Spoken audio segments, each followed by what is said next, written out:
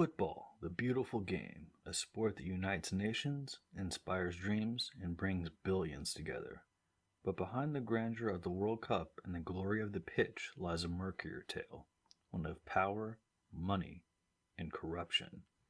Welcome to our series on FIFA corruption. In this first episode, we explore the roots of scandal and how FIFA's structure paved the way for the controversies we'll cover in the episodes to come. The World Cup is more than just a football tournament. It's a global celebration of culture, sport, and unity. But as FIFA grew in power, the beauty of the game became overshadowed by the corruption that crept into its core. Founded in 1904, FIFA was established to govern international football.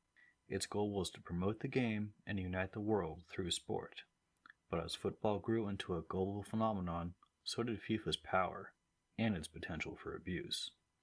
By the mid-20th century, the World Cup had become a cultural juggernaut, and FIFA's role in organizing it gave the organization unparalleled influence.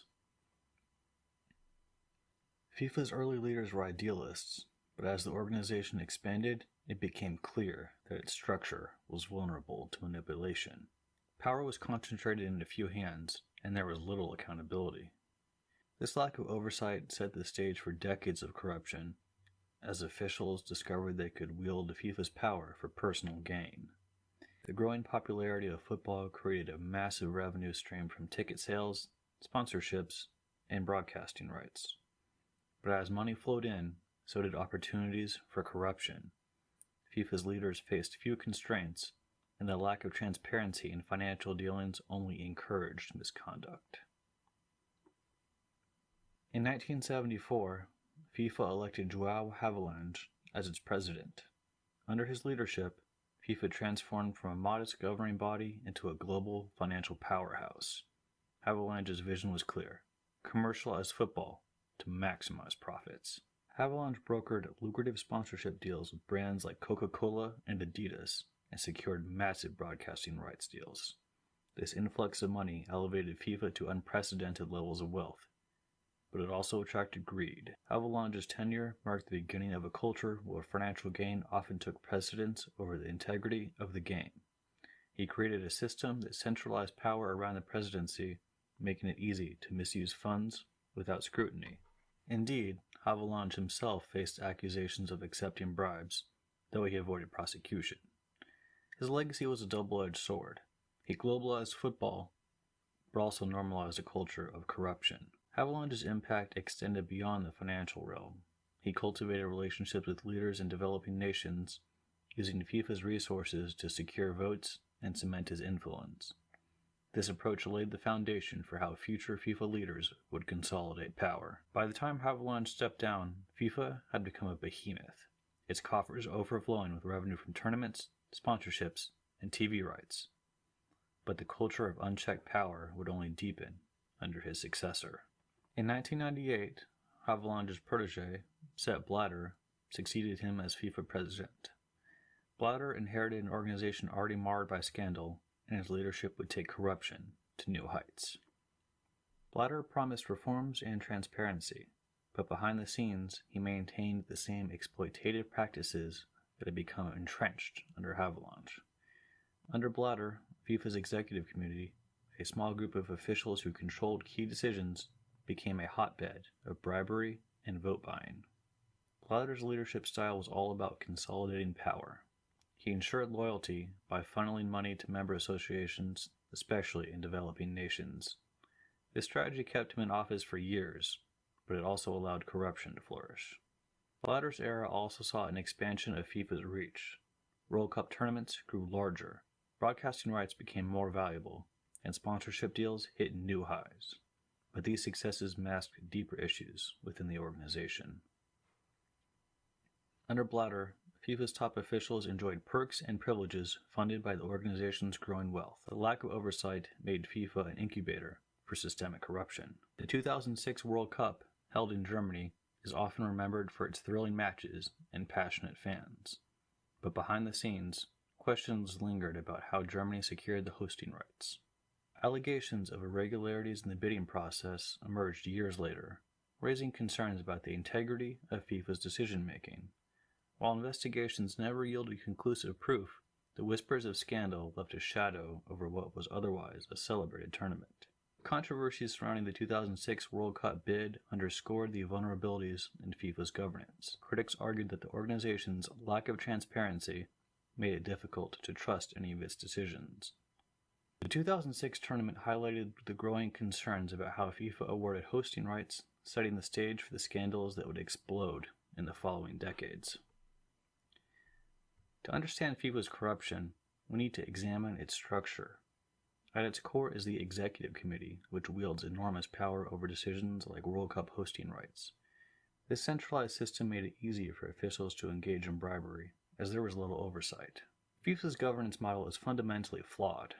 Officials operate with impunity, and there's a lack of transparency in financial dealings. This created an environment where corruption became the norm. Moreover, FIFA's reliance on sponsorships and broadcasting deals created further opportunities for financial misconduct. Companies eager to associate with football's global appeal were willing to pay top dollar, often without scrutinizing how their money was used. The seeds of FIFA's corruption were sown long before the 21st century. From Havillange's commercialization to Blatter's consolidation of power, FIFA's leaders created a culture where greed overshadowed the love of the game. It was the summer of 2006. Germany stood proud as the host of the FIFA World Cup, a tournament celebrated for its passion and unforgettable moments. But beneath the surface of this global spectacle lay a story of secrets, scandals, and suspicion. Welcome to episode 2 of our series on FIFA's corruption, Germany 2006, a World Cup shrouded in doubt. Let's rewind to 2000. FIFA's Executive Committee gathered to decide who would host the 2006 World Cup. The frontrunners? Germany and South Africa. The stakes were sky high, and so were the controversies. The vote was razor thin, 12-11 in favor of Germany, but questions swirled about how Germany managed to clinch that final vote. Enter Jack Warner, a key figure in the FIFA Executive Committee. Allegations emerged that Warner and other officials were offered financial incentives to swing their votes. While Warner denied any wrongdoing, leaked documents painted a different story. Germany's campaign had been relentless.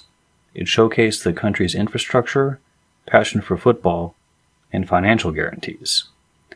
South Africa, on the other hand, emphasized the historic opportunity to bring the World Cup to the African continent for the first time. Germany's edge came down to organization and strong lobbying efforts, but critics argue that behind-the-scenes deals, rather than merit, decided the outcome.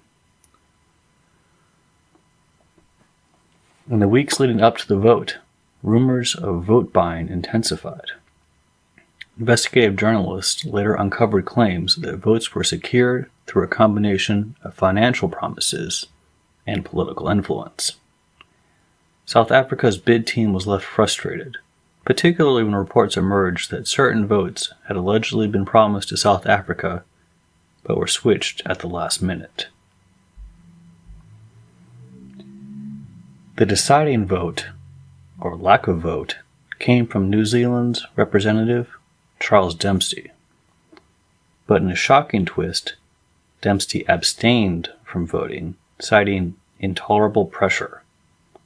This effectively handed the win to Germany. Dempsey's decision to abstain has been a focal point of controversy ever since. Many questioned what kind of pressure he faced, and from whom.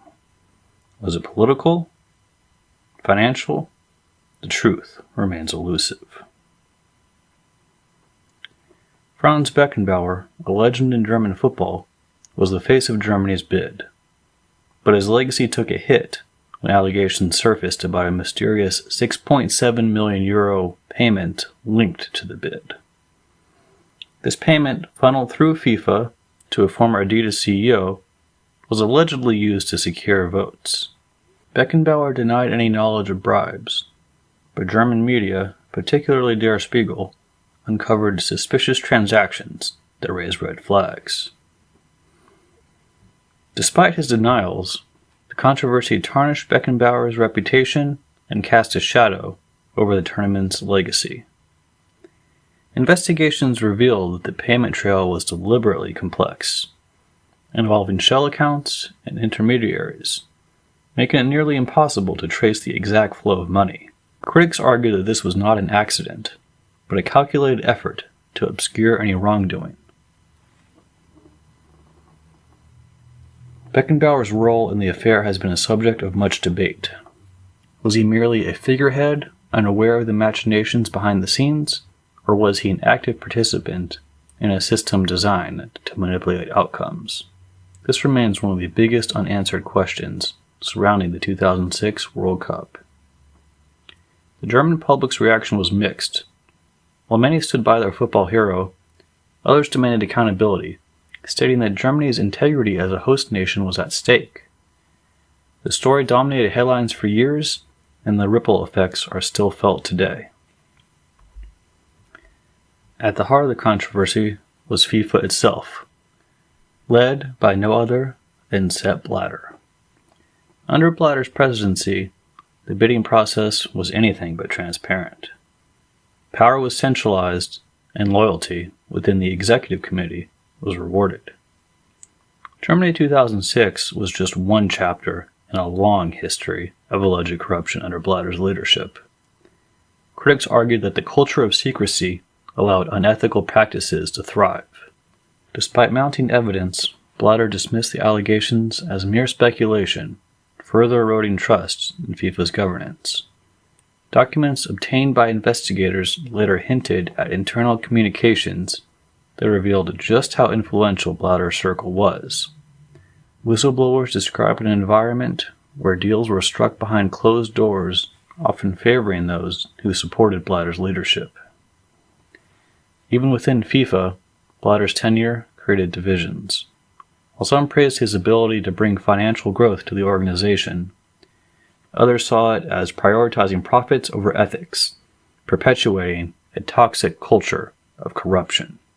The scandals under Blatter's presidency not only damaged FIFA's reputation, but also raised questions about the legitimacy of the tournaments awarded during his era, with Germany 2006 serving as a prime example.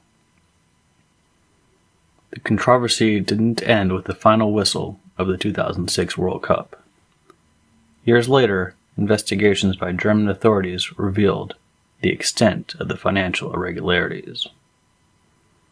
Franz Beckenbauer and other officials faced legal scrutiny for tax evasion linked to the slush fund.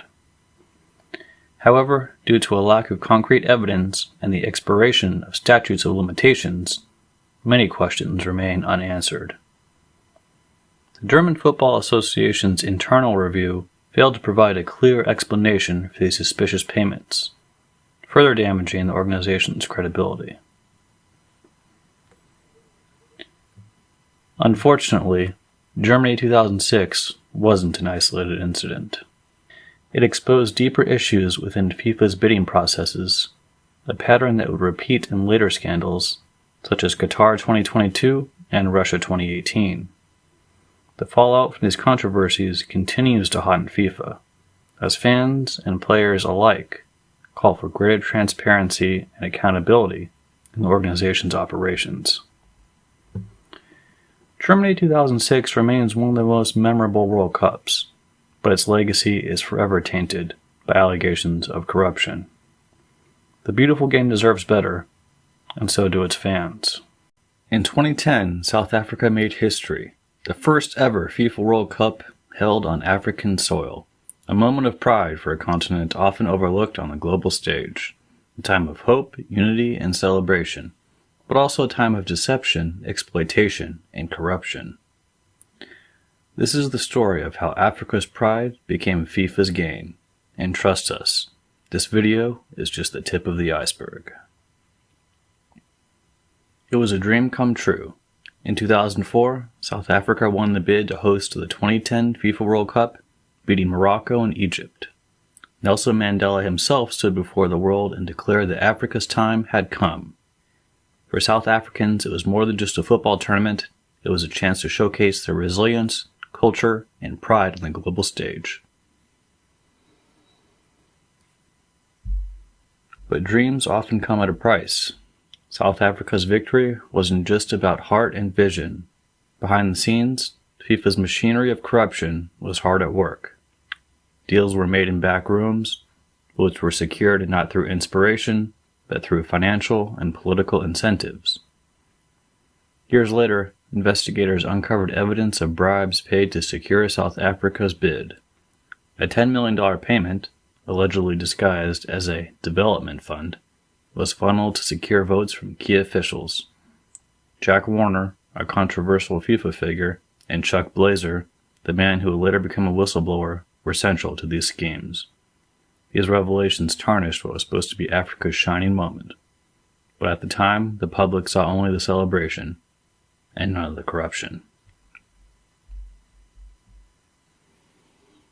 South Africa invested heavily to host the world's biggest sporting event. Over $3 billion was spent on new stadiums, infrastructure, and event preparation. FIFA promised it would all be worth it: job creation, economic growth, and global recognition. But not everyone reaped the rewards. Entire communities were displaced to make way for construction projects. Families were relocated with little compensation, their lives uprooted for the sake of football's biggest spectacle.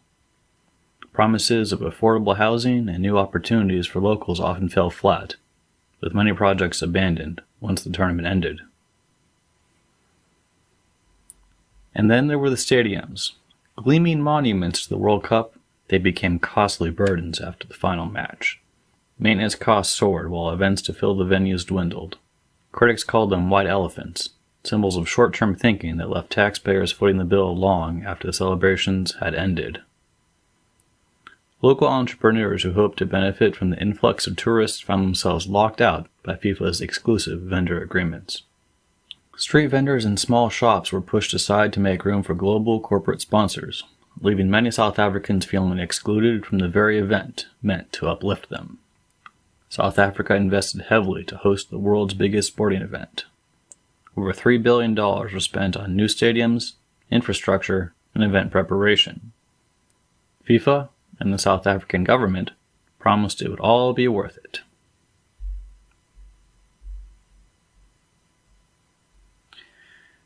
In the end, South Africa's taxpayers footed the bill, while FIFA walked away with billions in tax-free revenue. Speaking of FIFA, let's talk numbers. The organization earned a staggering $3.6 billion from the 2010 World Cup, thanks to broadcasting rights, sponsorships, and ticket sales.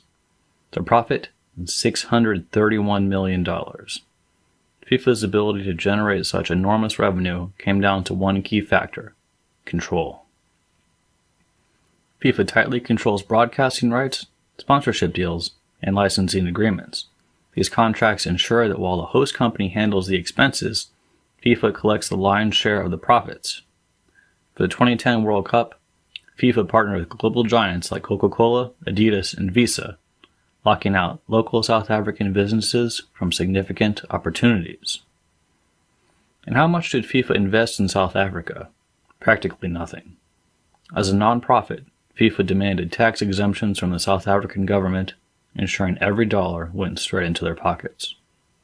By the end of the tournament, FIFA's balance sheet swelled, while South Africa struggled with a long-term financial burden of hosting.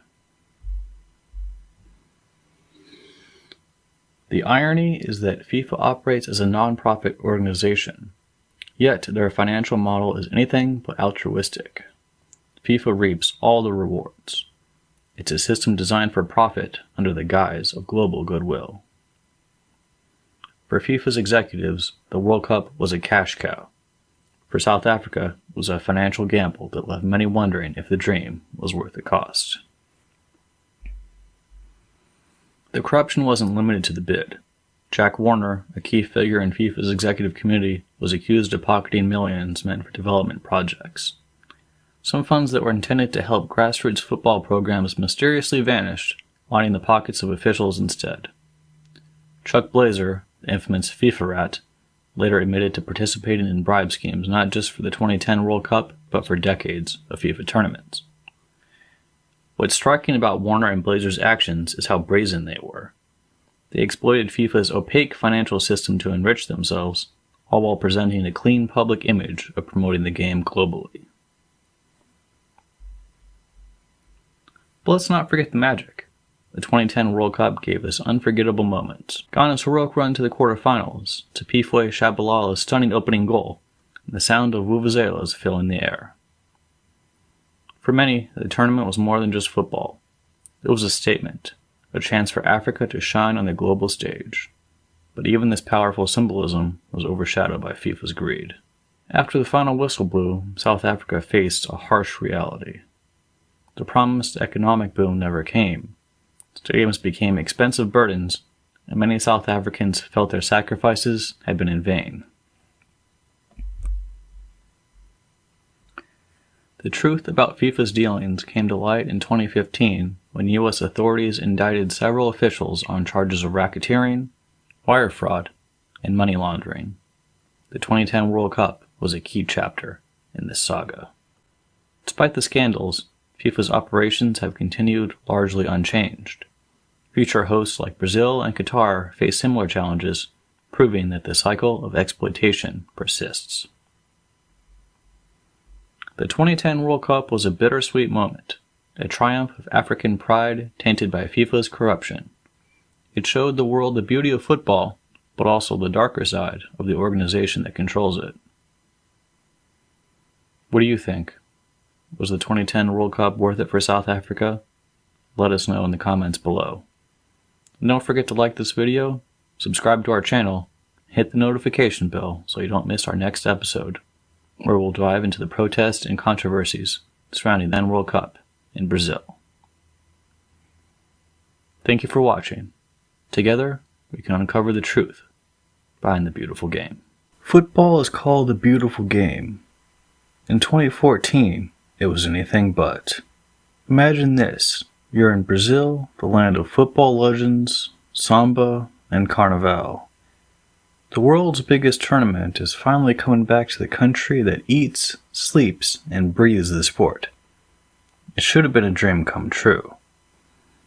But outside the stadiums, there's chaos. People are protesting in the streets, police are cracking down, and billions of dollars are vanishing into thin air. Instead of bringing prosperity, the World Cup has become a symbol of everything wrong with FIFA. This is the story of how FIFA and Brazilian politicians turned a football festival into a financial disaster. Stadiums became ghost towns, backroom deals made a few rich while millions suffered, and FIFA made billions while ordinary Brazilians were left with the bill. If you think the World Cup is just about football, think again. Before we dive in, make sure to hit that like button and subscribe for more deep dives into the world of sports corruption. In 2007, FIFA made a big announcement. Brazil would host the 2014 World Cup. But here's the thing, there wasn't much of a competition. Brazil was the only country left in the race after Colombia withdrew. So was Brazil truly the best choice, or was the decision already made behind closed doors? FIFA justified its selection by saying it was time to bring the tournament back to South America for the first time since 1978. With Brazil's rich football and history, it seemed like a logical choice. But behind the scenes, officials and construction executives were already eyeing the massive payday ahead. The Brazilian government, under President Lula da Silva, promised that the tournament would boost the economy, improve infrastructure, and leave behind a lasting legacy. Roads would be modernized, airports expanded, and of course, world-class stadiums built.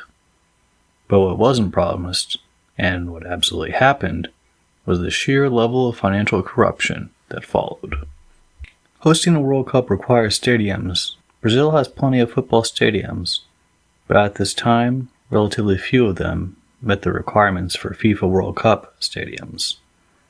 The official budget for building and renovating these stadiums reached over $3 billion, but as reports later revealed, much of this money didn't go toward construction, It went into the pockets of politicians and business executives. The massive corruption scandal, later exposed by Brazilian authorities, revealed that politicians, business executives, and major construction firms colluded to rig contracts, inflate costs, and pocket millions in public funds.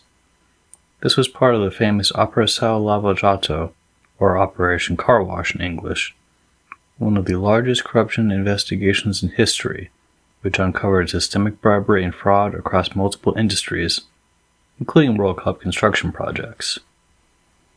The investigation revealed that several major Brazilian construction companies, including Odebrecht, Andrade Gutierrez, and OAS, formed a cartel that manipulated the bidding process for World Cup infrastructure. These firms colluded to overcharge the government for stadium construction, inflating costs by as much as 30 to 50% in some cases. In return, they funneled millions in kickbacks to politicians and officials who helped approve the deals. One striking example involved the renovation of Maracanã Stadium. Initially projected to cost $150 million, the final price ballooned to $500 million. Investigators later found that companies involved in the renovation had coordinated to ensure their bids were accepted at artificially high prices. Similar schemes were uncovered in at least 6 other World Cup stadiums, where costs inexplicably skyrocketed far beyond reasonable estimates. Beyond stadiums, corruption also extended to transportation and infrastructure projects. Money that was supposed to improve roads and airports instead lined the pockets of corporate executives and government officials. The scale of fraud was so extensive that by the time the World Cup ended, billions had been lost to corruption, and many projects remained unfinished or abandoned. Despite the massive scandal, FIFA never intervened or held anyone accountable. The organization washed its hands of responsibility, claiming it had nothing to do with local contracts, even though FIFA's demands for high-end stadiums directly fueled the corruption. This was FIFA's business model at its worst: extract maximum profit while leaving host nations to deal with the financial and legal fallout.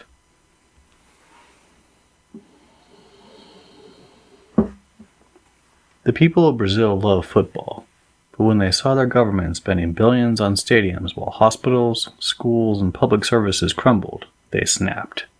In 2013, a year before the World Cup, protests erupted across the country. What started as small demonstrations against rising bus fares turned into a full-blown movement against corruption. Millions of Brazilians took to the streets. "We want hospitals, not stadiums," became a rallying cry.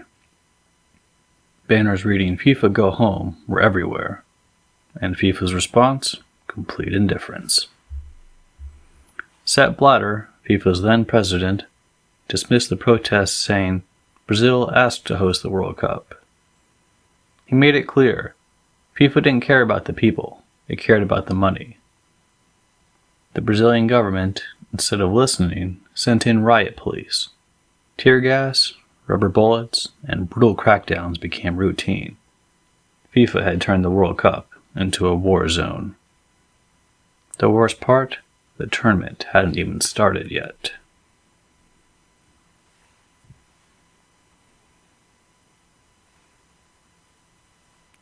While Brazil's government was bleeding money, FIFA was raking in billions. One of the biggest outrages was FIFA's tax exemptions. The organization made an estimated $4.8 billion from the 2014 World Cup, yet paid zero in taxes. FIFA forced Brazil to grant them special tax-free status. That wasn't all. Brazil had banned alcohol in stadiums for safety reasons, but FIFA had a little problem. One of their biggest sponsors was Budweiser. The solution? FIFA pressured Brazil to change its laws on alcohol sales to allow them inside World Cup stadiums. This became known as the Budweiser Law. Politicians caved, proving once again that FIFA held all the power.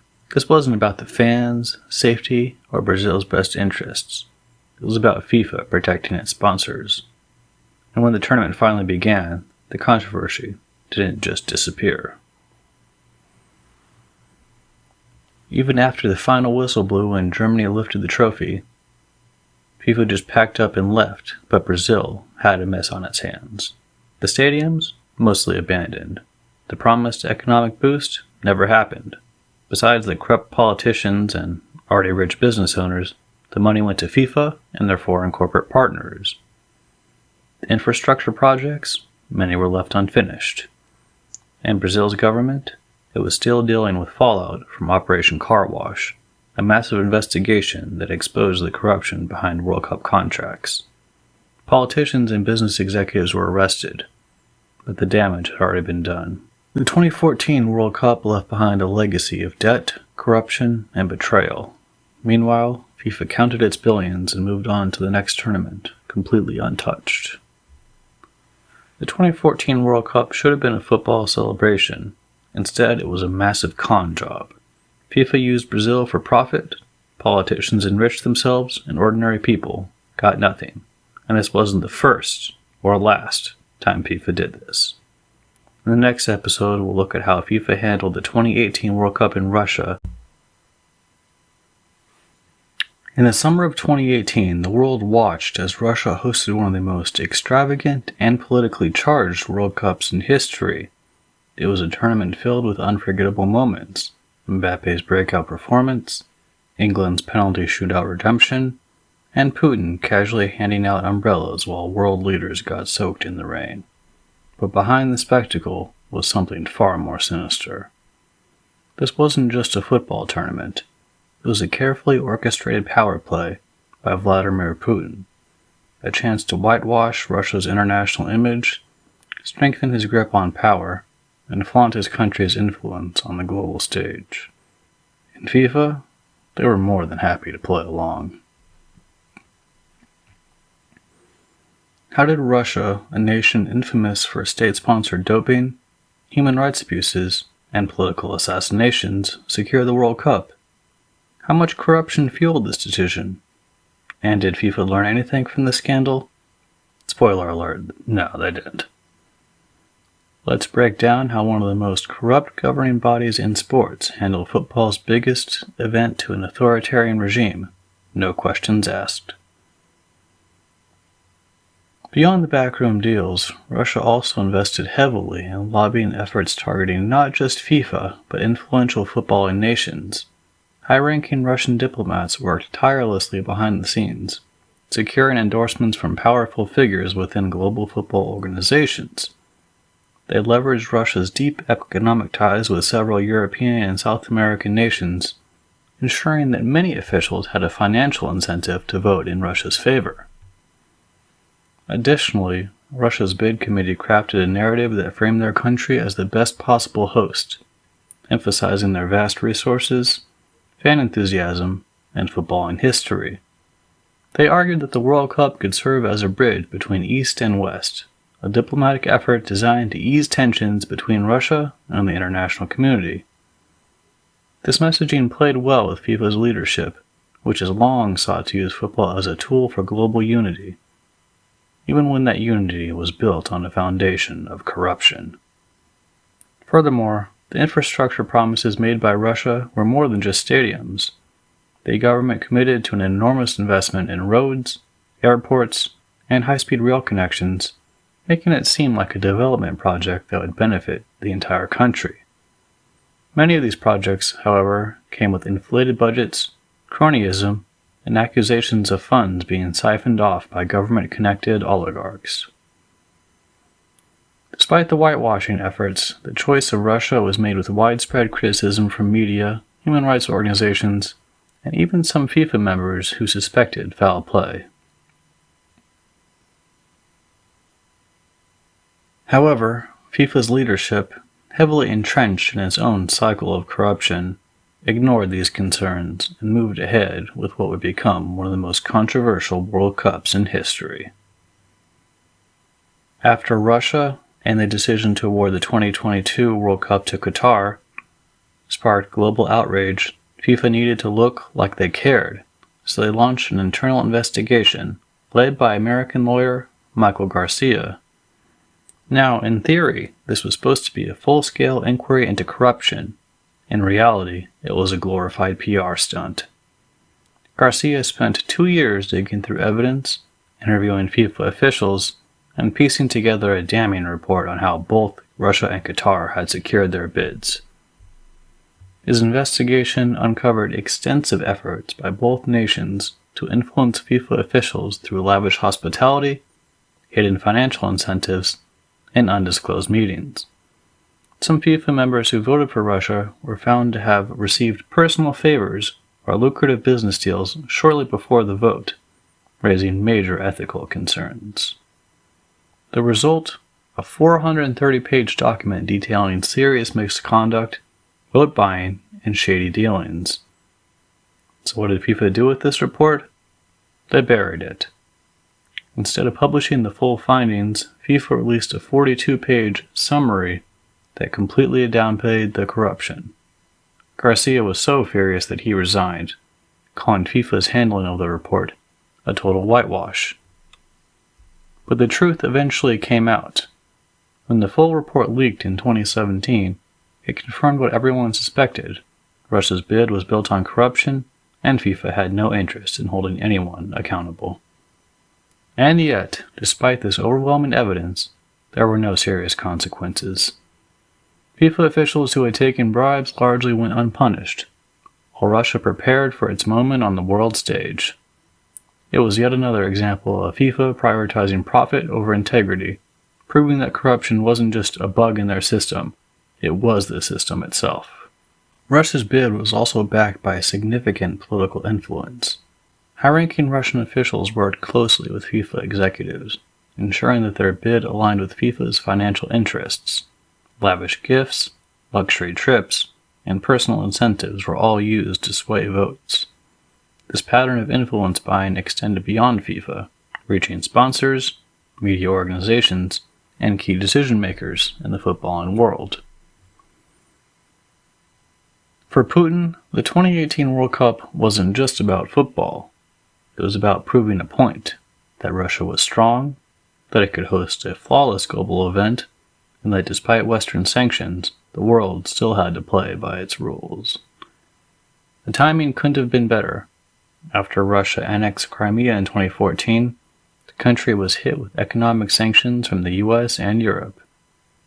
Putin needed a way to rehabilitate Russia's image, and FIFA handed him the perfect opportunity. During the tournament, Russia was on its best behavior. Protesters were silenced. The notorious Russian hooligans, who had terrorized fans at Euro 2016, suddenly disappeared. Cities were scrubbed clean, and for 1 month, Russia looked like the perfect host. And the world bought it. Leaders who had condemned Russia's aggression showed up to matches, smiling and shaking hands. Billions watched as Putin sat in the VIP box, basking in the spotlight. It was sports watching at its finest, a masterclass in using football to rewrite a country's narrative. And it worked. For a time, Russia's global standing improved. The World Cup had given Putin the international credibility he craved, solidifying his image as a competent leader capable of uniting people through sport. But beneath this facade, Russia remained the same authoritarian regime, continuing its suppression of opposition, its aggressive foreign policies, and its disregard for international norms. So what can we learn from Russia 2018? First, FIFA will always prioritize money and power over fairness and integrity. It doesn't matter how corrupt a bid is. If the price is right, FIFA will take it.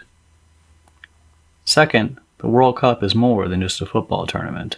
It's a political weapon, one that can be used to launder reputations, silence critics, and reshape global narratives. And finally, nothing has changed. After Russia, FIFA gave the World Cup to Qatar, another authoritarian state with a horrifying human rights record. The cycle of corruption continues. So will FIFA ever change? Probably not. But that doesn't mean we should stop holding them accountable. Because as long as we let them get away with it, football will remain a game for the highest bidder. What if I told you that the most expensive, most controversial, and most politically charged World Cup in history was mired in backroom deals, secret payments, and outright corruption? I suppose if you've been watching the series so far, you won't be too surprised. But the 2022 FIFA World Cup in Qatar wasn't just a controversial football tournament. It was a global scandal, years in the making. How did a tiny desert nation with no football history, unbearable heat, and barely any stadiums pull off the impossible? And at what cost? This is the story of how Qatar bought the World Cup, the human price paid to build it, and why FIFA still refuses to change. Stick around, because this one gets ugly. In December 2010, FIFA's executive committee voted on the host for the 2022 World Cup. The finalists? The United States, Australia, Japan, South Korea, and Qatar. By every logical measure, Qatar should have been dead last.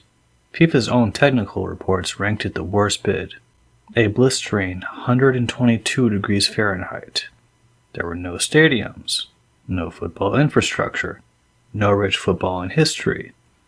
So how did Qatar, population just 2.8 million, pull off the biggest upset in World Cup hosting history? Well, as it turns out, when you have hundreds of billions of dollars at your disposal, anything is possible. The moment Qatar was announced as the winner, suspicions ran wild. The U.S. Department of Justice would later reveal that multiple FIFA officials were bribed to vote for Qatar. What a surprise. The Qataris allegedly funneled millions of dollars in secret payments to FIFA bigwigs to secure their votes. The term vote buying wasn't just a conspiracy theory, it was real. FIFA's president at the time, Sepp Blatter, later admitted that Qatar's win was a mistake. But by then, it was too late. The World Cup was set, and there was no going back. At the same time, Qatar expanded diplomatic relations through sports, using the tournament as a platform to forge new economic partnerships. The event served as the networking hub for world leaders and business magnates, leading to lucrative trade deals and infrastructure collaborations. In essence, Qatar's World Cup wasn't just about football. It was a meticulously crafted geopolitical strategy designed to elevate the country's status on the world stage. Despite these efforts, the criticism remained persistent. Human rights organizations, journalists, and activists continued to highlight the exploitation of workers, the suppression of free speech, and the stark contrast between Qatar's extravagant spending and the struggles of everyday laborers. While the country's leadership sought to rebrand its image, the ethical concerns surrounding the tournament refused to be ignored. Qatar embarked on an unprecedented construction spree, spending a jaw-dropping $220 billion to build stadiums, hotels, roads, and infrastructure. But the real cost wasn't measured in dollars. It was measured in human lives.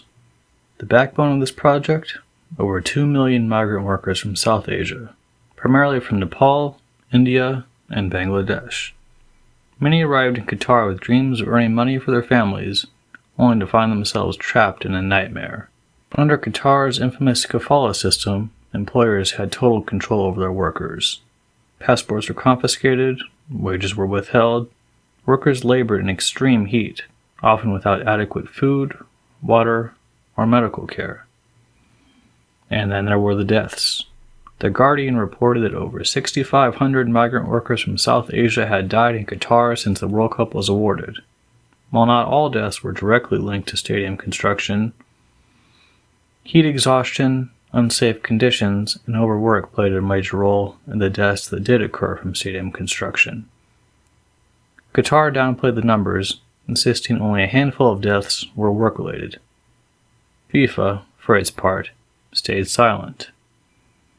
For a tournament that was supposed to unite the world, the human toll was nothing short of horrifying. The scale of financial interest tied to Qatar's World Cup was staggering.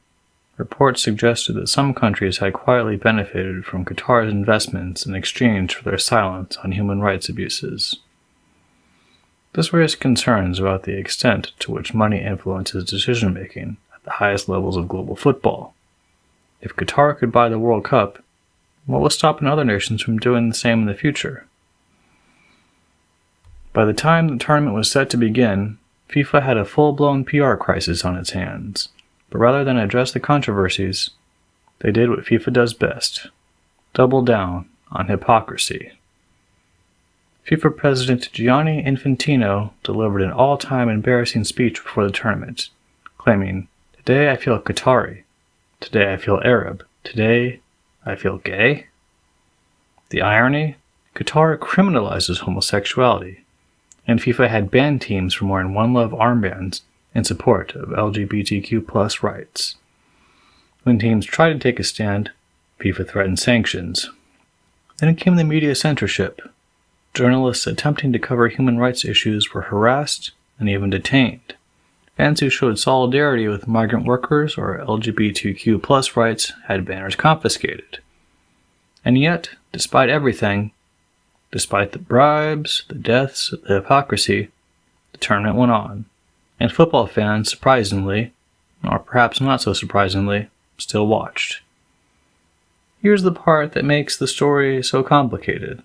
The actual football was incredible. While the games were exhilarating, the reality behind the event cannot be ignored. Qatar had meticulously controlled its public image, ensuring that dissenting voices were silenced before the world turned its eyes on the tournament. Reports surfaced of fans being paid to support certain teams, giving an illusion of widespread enthusiasm. Meanwhile, many Qatari citizens saw little benefit from the massive expenditure, as the infrastructure built for the World Cup primarily catered to tourists and dignitaries rather than the general population.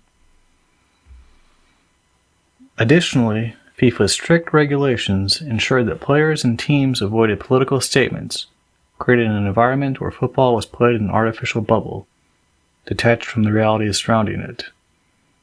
Fans who attempted to highlight human rights abuses faced ejections from stadiums, and press coverage of these incidents remained minimal.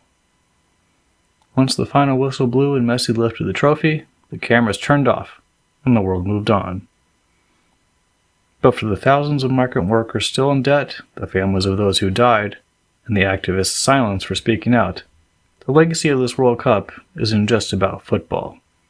It's about corruption, exploitation, and the power of money in global sports. FIFA has promised reforms since the Qatar scandal erupted. But let's be honest, does anyone really believe them? What's more, FIFA's continued expansion of the World Cup format to include more teams suggests that financial motives continue to be prioritized.